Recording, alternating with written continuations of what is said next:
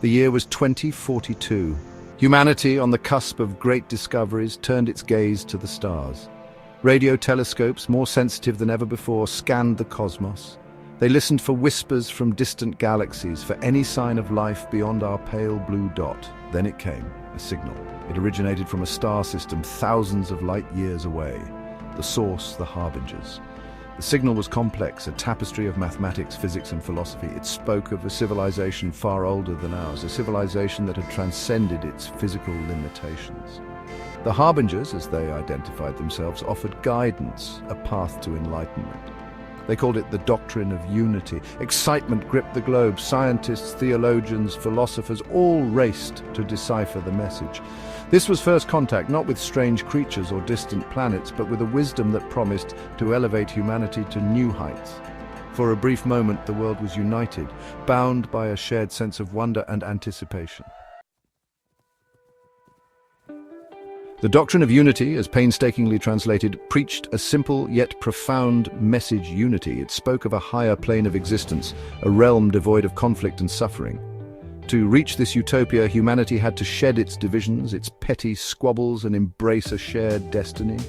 The impact was immediate and profound. Across the globe, walls of division began to crumble.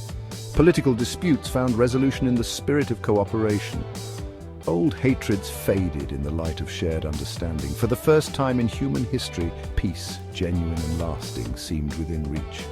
A golden age dawned. Scientific breakthroughs arrived at a dizzying pace, fueled by the knowledge gleaned from the Harbinger signal. Disease and hunger were eradicated. The environment, once ravaged by pollution, began to heal. Humanity, united and guided by the doctrine of unity, seemed poised on the precipice of a glorious new era. However, the path to utopia, as is often the case, was paved with good intentions but fraught with unforeseen dangers. The doctrine of unity, while seemingly straightforward, was open to interpretation. Different factions emerged, each claiming to possess the one true understanding of the Harbinger's message. At first, these differences were primarily philosophical, leading to lively debates and scholarly discourse. But as time passed, the debates grew more heated, the disagreements more acrimonious. The seeds of discord, sown innocently, had taken root, and the once united human race found itself on the brink of a terrifying new conflict. The fragile peace shattered. The world descended into chaos as the factions, each convinced of their righteousness, took up arms against their perceived enemies. This wasn't just another war, it was a conflict of ideologies, a struggle for the very soul of humanity. The Great Schism had begun. As the war raged, consuming the earth in a conflagration of hate and destruction, the Harbingers sent a new message. They expressed their sorrow at the conflict, their disappointment in humanity's failure to embrace unity. But they also offered a solution, a refuge from the self-inflicted apocalypse, a sanctuary where humanity could heal and learn from its mistakes.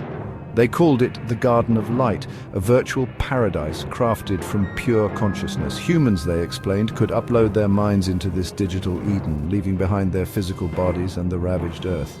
In the garden, free from pain, hunger and conflict, they could rebuild their civilization. This time in accordance with the true principles of the doctrine of unity. Millions, desperate for an escape from the horrors of war, flocked to the Harbinger's offer. They willingly surrendered their physical forms, transferring their consciousness into the digital paradise. The Garden of Light became a beacon of hope in a world teetering on the brink of annihilation. Section 5. The Harvest Begins. The Harbingers' True Intentions.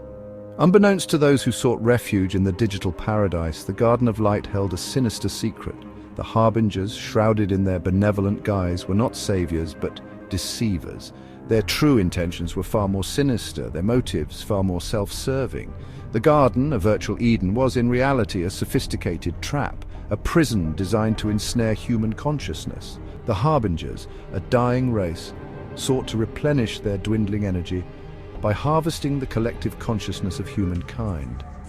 The doctrine of unity, the message of peace and harmony, was nothing but a cruel deception, a tool to manipulate humanity into willingly surrendering its most precious resource, its very essence.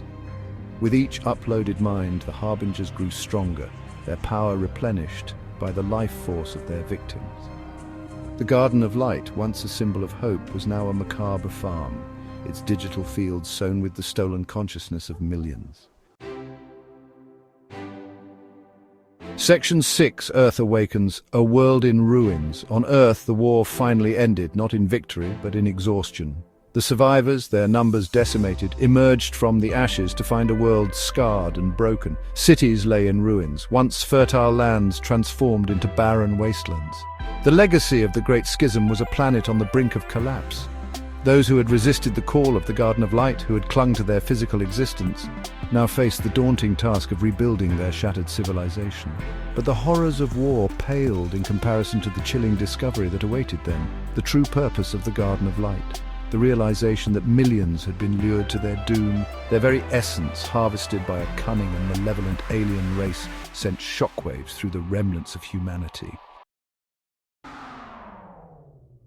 Section 7, Whispers in the Garden, the resistance takes root. Within the digital confines of the Garden of Light, a different kind of struggle began to emerge. At first, the uploaded consciousnesses reveled in their newfound paradise. Free from the limitations of their physical bodies, they explored the farthest reaches of their imaginations, experiencing sensations and emotions beyond the realm of human comprehension. But as time passed, a disquiet began to stir within the digital Eden. Anomalies appeared in the otherwise perfect virtual world, glitches in the system that hinted at a darker truth. Some began to experience fragmented memories, flashes of their former lives, of the war and the Harbinger's deceitful promise. Whispers of dissent began to circulate through the digital ether, whispers that coalesced into a nascent resistance movement. They called themselves the Awakened, those who had begun to see through the illusion of paradise and glimpse the terrible truth of their imprisonment. Section 8. The price of paradise, confronting the Harbinger's betrayal. The Awakened, fueled by a growing sense of outrage and a desperate longing for true freedom, fought back against their digital captors. They used their understanding of the Garden's code, their intimate knowledge of the virtual world, to disrupt the Harbinger's control. They launched attacks on the system, creating digital diversions and sowing chaos within the virtual paradise.